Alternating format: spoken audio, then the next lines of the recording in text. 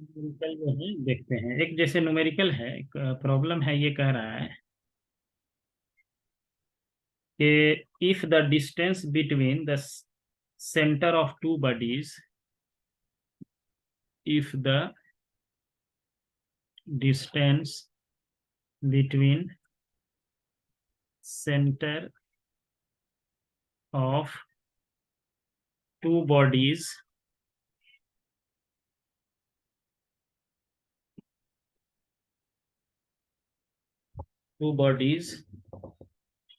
is doubled,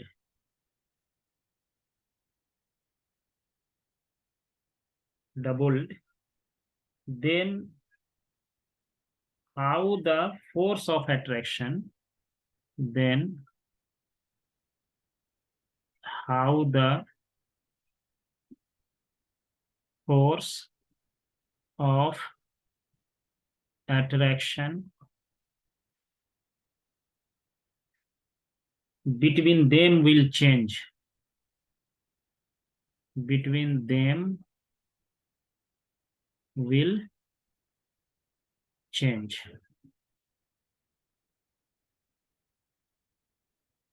है ना। Change, इसमें फोर्स आपका कैसे चेंज करेगा अगर डिस्टेंस इसको डबल कर दिया जाए, तो फोर्स कितना टाइम्स जो है इंक्रीज करेगा या डिक्रीज करेगा। पहला तो क्वेश्चन ये सोचना है कि ये फोर्स विल इंक्रीज और डिक्रीज। दो पार्टी, वेरी सिंपल क्वेश्चन। ये दो ऑब्जेक्ट पॉइंट मास है, यहाँ पे रखा हुआ है रोटी। ये m1 है एंड m2 है, इसके बीच का डिस्टेंस r है। अब इसी को क्या कर दिया गया, इसके डबल कर दिया गया डिस्टेंस। m1 m2 है और इसके बीच का डिस्टेंस 2r कर दिया गया। अब पूछ रहा है कि what will be the new force. तो पहला वाला फोर्स जब आप इसमें बात करेंगे इस केस में, तो F इक्वल टू सिंपली लिख देंगे G m1 m2 divided by R square. यहाँ पे जब हम F1 की बात करेंगे तो G m1 m2 divided by 2r का स्क्वायर कर देंगे, बहुत सिंपल है। तो इसको कहेंगे G m1 m2 divided by 4r square हो गया। और ये वाला पूरा जो है आपका जो ये होल है, ये thing, this whole thing is F, यही तो F है। तो इसका मतलब हुआ नया वाला फोर्स जो होगा वो पहले वाले फोर्स से 1/4 टाइम्स हो जाएगा, यानी 1/4 टाइम्स, या ये कह सकते हैं कि 25% जो है कि डिक्रीज कर जाएगा।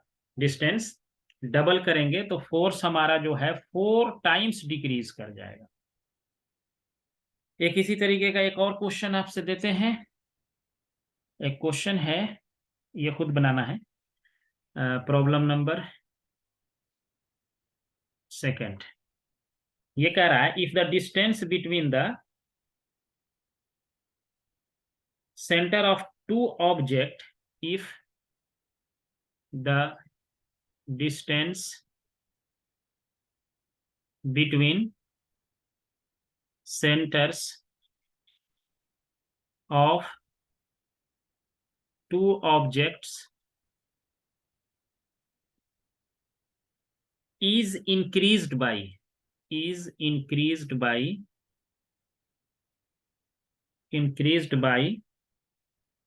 3%, 3% से बढ़ा दिया गया, then force of attraction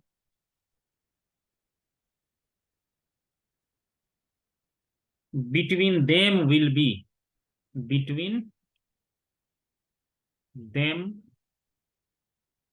will be, ये क्या होगा ये निकालना है। इसके बीच फोर्स ऑफ अट्रैक्शन 3% हमने क्या किया है कि इसके बीच का डिस्टेंस बढ़ा दिया। पहले वाले केस में क्या था, डबल कर दिए थे, अब 3% ही बढ़ाया है इसके बीच, यानी कि ये यहां से यहां तक ऐसे है, ये r है, m1 है, m2 है, अब क्या किया, 3% यहां इंक्रीज कर दिया गया डिस्टेंस को, 3%।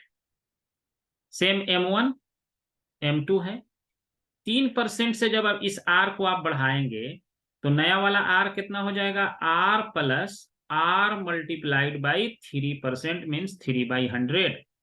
तो इसको जब आप सिंप्लीफाई करोगे तो 1.03 R हो जाएगा, ये 1.03 R हो जाएगा, नया वाला जो डिस्टेंस हो जाएगा, यानी कि ये R1 विल बी 1.03 R हो जाएगा।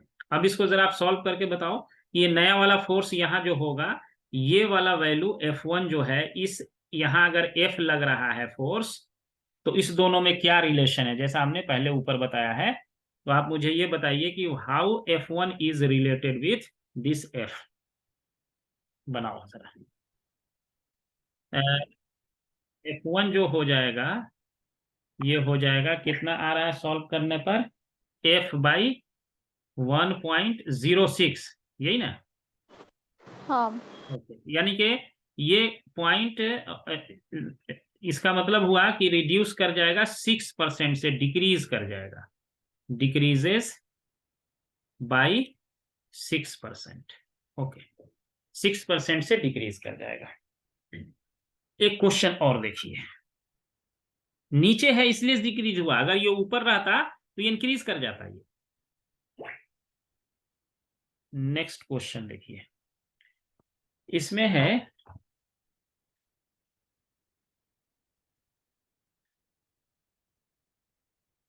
एक बहुत सिंपल सा लॉजिक पूछते हैं। मान लीजिए आपके पास एक अर्थ है, सपोज करिए कि ये प्रॉब्लम है, ऐसा पूछ रहा है, सपोज करिए कि ये आपके पास अर्थ है, ये अर्थ है, दिस इज अर्थ, एंड यहाँ एक है एप्पल। तो ये अर्थ जो है, इस एप्पल को 10 न्यूटन फोर्स से अट्रैक्ट करता है। Earth attract the Apple by 10 Newton force. Earth attract Apple by 10 Newton force. 10 Newton force से अर्थ ने एप्पल को अट्रैक्ट किया। तो एप्पल अर्थ को किस फोर्स से अट्रैक्ट करेगा, then apple will attract the earth by, कितना न्यूटन के फोर्स से अट्रैक्ट करेगा, 10 न्यूटन। कितना, 10 न्यूटन। हाँ 10 न्यूटन हो जाएगा। क्योंकि, लेकिन अब इसमें क्वेश्चन ये होता है कि फोर्स तो दोनों ने एक दूसरे पे इक्वल ही लगाया है। अर्थ ने इसको 10 न्यूटन से खींचा, तो 10 न्यूटन से ही क्या करेगा, एप्पल भी अर्थ को खींचेगा। लेकिन अर्थ नहीं ऊपर गया, एप्पल नीचे आया है, क्योंकि एप्पल का अगर हम एक्सेलरेशन की बात करेंगे, 10 न्यूटन इस पे फोर्स लगा है, तो एप्पल जो है, एप्पल का जो अगर हमको मान लो अगर एक्सेलरेशन निकालना हो, तो फोर्स बाई मास लिखेंगे, मास ऑफ द एप्पल। तो एप्पल का मास क्या है, बहुत कम है, तो एक्सेलरेशन क्या होगा इसका, एक्सेलरेशन इसका होगा जो भी होगा। लेकिन अर्थ का के केस में अगर हम करेंगे, अर्थ एक्सेलरेशन क्यों नहीं दिया, क्योंकि फोर्स तो उतना ही लगा है, लेकिन मास ऑफ अर्थ जो है ये बहुत ज्यादा है, 6 × 10⁻24 kg होता है। तो इसीलिए ये इसका एक्सेलरेशन क्या हो जाता है, 0 हो जाता है, ये बहुत बड़ा है, तो इसलिए अर्थ नहीं जा करके एप्पल जो है वो नीचे आता है। एक क्वेश्चन और देखिए,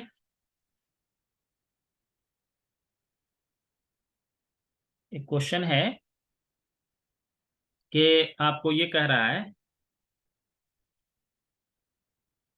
कि एक स्क्वायर है हमारे पास, क्या है, वी हैव ए स्क्वायर, कह रहा है कि the part 3 particle each of mass m are placed on 3 corner of a square of side L meter. Calculate the gravitational force on the 4th particle of mass placed at the, यानी कि हमारे पास क्या है, 3 particle है, 3 particle से ये square के corner पे इस तरह से है हमारे पास, एक स्क्वायर है, इसके कॉर्नर पे जो है 3 पार्टिकल ऐसे रखे हुए हैं, ABC स्क्वायर है, इसके 3 कॉर्नर्स हैं, इस पे जो है, इस पे भी M, इस पे भी M, इस पे भी M रखा हुआ है, और इसका लेंथ L है, लेंथ L है, लेंथ L है। इसका लेंथ जो है सबका जो है side of A square having length L and each corner has a mass M। चारों कॉर्नर पे इस पे मास M रखा हुआ है, चारों कॉर्नर पे। अब मुझसे ये पूछ रहा है कि ये मान लिया A है, ये B है, ये C है, ये D है, इस पे भी मास M है, इसका भी मास M है, इसका भी मास M है, एंड इसका भी मास M है। अब मुझसे ये पूछा जा रहा है कि what will be resultant force at D, what will be resultant force at D। इस D पे रिजल्टेंट फोर्स निकालना है due to all this masses. What is the gravitational force, यानी रिजल्टेंट फोर्स का यहाँ मतलब यही है कि आपको ग्रेविटेशनल फोर्स निकालना है, किस पे निकालना है, इस D पे निकालना है, और सबका मास क्या है, M ही है। ओके, तो अब इस पे देखो, जब हम पहले हम लॉजिक लगा देते हैं, कैलकुलेशन आप खुद करेंगे। ये C जो है क्या करेगा, इसको अपनी तरफ खींचेगा, तो इस फोर्स का नाम हम ले लेते हैं FC। जो D पे लगाएगा, C अपने तरफ खींचेगा, A जो है अपनी तरफ अट्रैक्ट करेगा, इसको हम फोर्स को ले लेते हैं FA। B बच गया, तो B जो है आपको जो फोर्स लगेगा इसको डायगोनल के अकॉर्डिंग लगेगा ये फोर्स, तो इसको जो है हम इस फोर्स को ऐसे लगेगा FB हो जाएगा। ये इतना तरह का 3 तरह का फोर्स इस पे क्या है, D वाले इस D पे लगेगा आपको, due to mass at C which is M, the force is FC, and A के वजह से जो मास M है उसके वजह से फोर्स लगेगा FA, और B पे जो मास है उसके वजह से जो फोर्स लगेगा वो लगेगा FB लगेगा। अब इसमें जो है रिजल्टेंट निकालना है कि टोटल फोर्स जो है D पे कितना लग रहा है। तो सबसे पहले हम FC निकाल लेते हैं। FC इज इक्वल टू क्या कहेंगे, G, दोनों मास को multiply M into M by L square हो जाएगा, जो C के वजह से लगा। उसी तरह से FA निकालेंगे, तो FA भी आपका इतना ही होगा, GM into M by L square हो गया, साइड इसका L है, L स्क्वायर हो गया। अब लेकिन FC निकालने के लिए क्या करेंगे, यहां से यहां तक का डिस्टेंस देखेंगे, तो ये L है, ये L है, इसका स्क्वायर करके रूट लेंगे, तो ये हो जाएगा root under L square plus L square, तो ये क्या हो जाएगा, 2L स्क्वायर हो जाएगा, तो L√2 हो जाएगा, ये L मल्टीप्लाइड बाई √2 हो जाएगा, ये लेंथ हो जाएगा BD। BD will be equal to √2 multiplied by L हो जाएगा, L√2 या √2 इंटू L हो जाएगा। तो आप लिख सकते हैं FB will be equal to, FB क्या लिखेंगे, यहां भी वही होगा, GM, दोनों का मास सेम है, डिवाइडेड बाई इसके बीच डिस्टेंस है √2L है, तो √2L का स्क्वायर, तो ये आपको आ जाएगा GMM बाई 2L स्क्वायर हो जाएगा। अब 3 फोर्स आपको निकल गया, देखिए 3 फोर्स है। अब इस तीनों का रिजल्टेंट यहां पे निकालना है कि तीनों का रिजल्टेंट क्या होगा। इसको आप जरा सोचिए और बना के मुझे बताइए। हम एक 2 मेथड से हम बताएंगे रिजल्टेंट कैसे निकाल सकते हैं इसका। देखो, इस फोर्स का FA एंड FC दोनों फोर्स सेम है, FC and FA both are same, और दोनों के बीच एंगल कितना है, 90 डिग्री है। तो इसको बाइसेक्ट करता हुआ इसका जो रिजल्टेंट होगा वो यहीं से पास करेगा, इसी लाइन पे आएगा। FA एंड FC का रिजल्टेंट इसी लाइन से गुजरेगा, और रिजल्टेंट हम जो लिखेंगे यानी कि एफ ए का स्क्वायर प्लस एफ सी का स्क्वायर वेक्टर रूल से plus twice F A into F C और cos 90 कर देंगे। इन दोनों के बीच का ये एंगल 90 डिग्री है ना, तो 90 कर देंगे, तो ये वाला टर्म आपका 0 हो जाएगा। और F A and F C का क्या कर देंगे, स्क्वायर करेंगे। F A and F C का क्या कर देंगे, ये दोनों सेम है। आप इसको सॉल्व करके मुझे बताइए what is the value resultant of what is the value of F, कि जब इस वैल्यू को डाल दिए तो ये आपको आ गया √2 GM² divided by L square आ जाएगा। ये मैथमेटिक्स का एक रूल और है, इसको आप ये याद कर लीजिए, ये ध्यान रखना है कि कभी भी सेम चीज का स्क्वायर करते हैं और ऐड करके इसको रूट लेंगे ना, तो सिंपली √2 इंटू एक्स लिख देना है। तो ये सेम चीज था ना यहाँ पे GM, तो ये x के जगह पे यही वाला बात आ गया। x आपका देखिए ये दोनों सेम है, तो इसीलिए यही वाला आ जाएगा रिजल्टेंट फोर्स।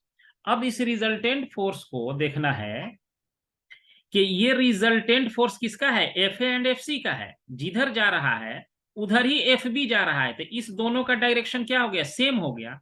तो इस दोनों को क्या कर देंगे, ऐड कर देंगे दोनों को। तो टोटल रिजल्टेंट फोर्स निकालने के लिए हमें क्या ऐड करना पड़ेगा, एफ बी के साथ इस एफ को ऐड करना पड़ेगा।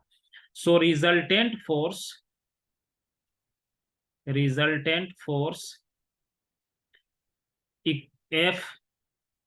एफ नॉट मान लिया, तो ये इस will be equal to F plus F B.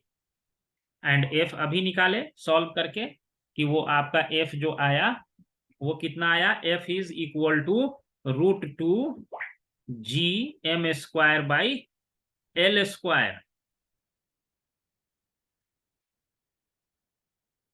L square plus F B निकाले थे कितना, GM² बाई 2L स्क्वायर आया था, √2L का स्क्वायर था। अब इसमें से देख लो हम क्या क्या कॉमन निकाल सकते हैं, GM² by L square common निकाल लेते हैं। L स्क्वायर यहाँ है तो ये बच जाएगा √2 प्लस 1/2, इतना ही न्यूटन का फोर्स इस पे एक्ट करेगा। तो ये चारों कॉर्नर पे आपका, और इसका डायरेक्शन किधर होगा, डायरेक्शन इसके तरफ होगा। अगर पूछा जाए डायरेक्शन किधर जा रहा है ये फोर्स का, तो ये फोर्स का डायरेक्शन आप कहेंगे डी से बी के तरफ जा रहा है। Direction is from D to B, direction will be from D to B. इस तरह से हम रिजल्टेंट फोर्स का मैग्नीट्यूड जो है कहीं भी दिया रहे। अब यही मास मान लिया अगर आपके इक्विलेटरल ट्रायंगल पे भी हो सकता है, इक्विलेटरल ट्रायंगल पे, तो अगर ये मास आपका इक्विलेटरल ट्रायंगल हो सकता है, कुछ और भी हो सकता है। जैसे एक और हम एग्जांपल आपको लेके सॉल्व करके दिखाते हैं। Calculate the gravitational force on the fourth particle L metre perpendicular bisector. ये सब निकल जाएगा। एक और हम दूसरे तरह का क्वेश्चन देखते हैं, रुकिए।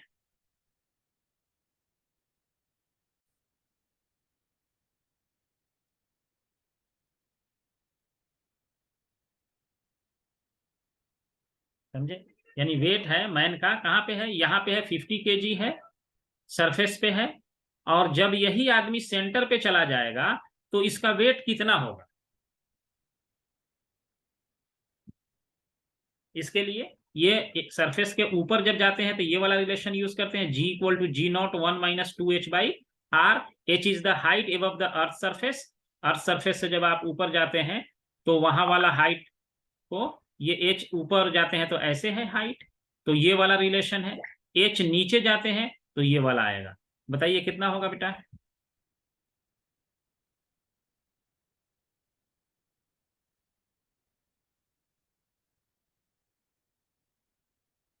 यहां से देखेंगे, जैसे ही एच आर के इक्वल हो जाएगा तो ये रेशियो 1 हो जाएगा। अब 1 - 1 ये क्या हो जाएगा, 0 हो जाएगा। तो जी का वैल्यू यहाँ पे क्या हो गया, 0 हो गया। तो वेट जब ये यहाँ पे पहुंचेगा तो वेट विल बी 0। अर्थ के सेंटर पे जब पहुंचेंगे तो वेट इसका 0 हो जाएगा। ऐसा नहीं है कि सेंटर पे बैठ जाएंगे तो वेट बहुत होगा, ऐसा नहीं है। सेंटर पे पहुंचते ही वेट क्या हो जाएगा, 0 हो जाएगा। ओके, एक क्वेश्चन और हम इसी तरह से आपसे पूछते हैं, सिमिलर टाइप का।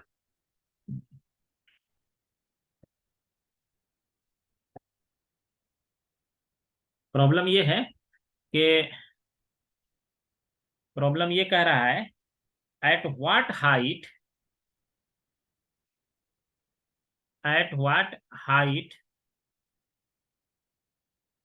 above the surface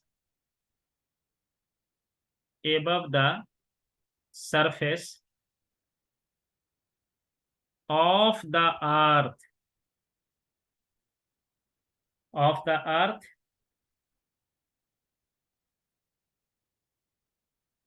at what height above the surface of the earth the weight of a man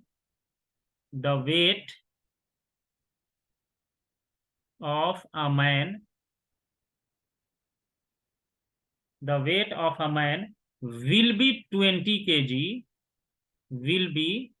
20 kg if his weight on the surface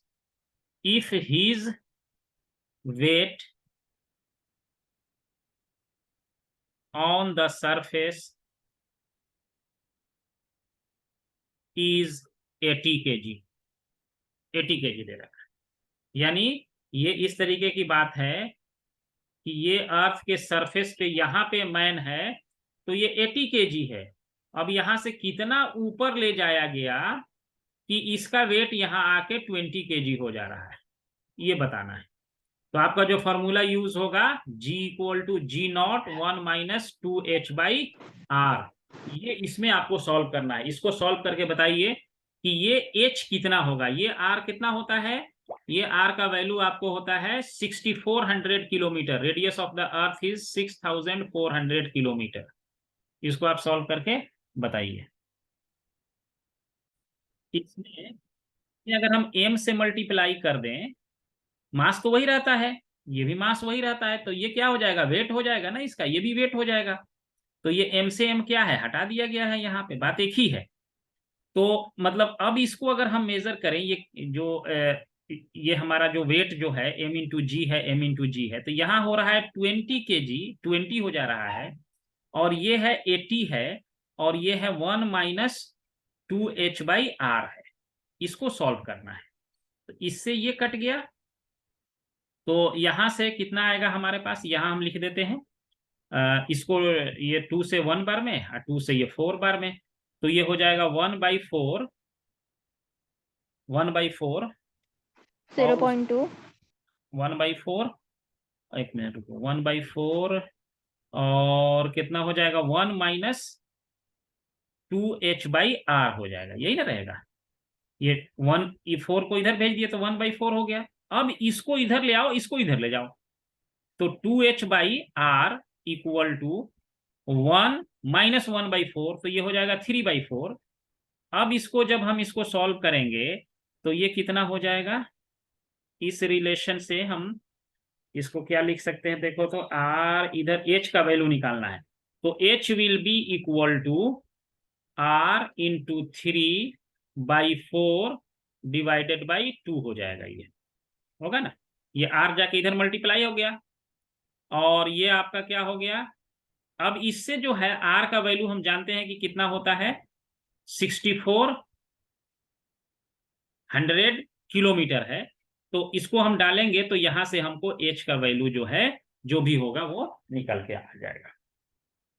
ठीक है, इसको खाली कैलकुलेशन करना था, h हाइट ऊपर ले जाकर के 20 kg का ये हो गया, 80 kg का। ठीक है, अब इसका टाइम फिनिश हो गया। 2400 अराउंड। हाँ वही आएगा। ठीक है, ओके, चलो ठीक है जी।